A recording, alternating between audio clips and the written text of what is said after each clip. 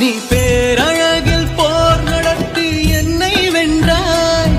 கண் பார்க்கும் போதே பார்வையாலே கடத்தி சென்றாய்.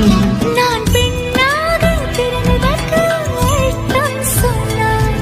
முன்னறியாத வெட்கங்கள் நீயே தந்தாய். என் உலகம் தனிமை காடு. நீ வந்தாய் பூக்களோடு.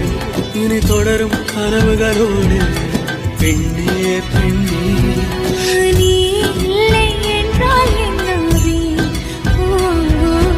நெருப்போடு வெந்தே மண்ணாவே.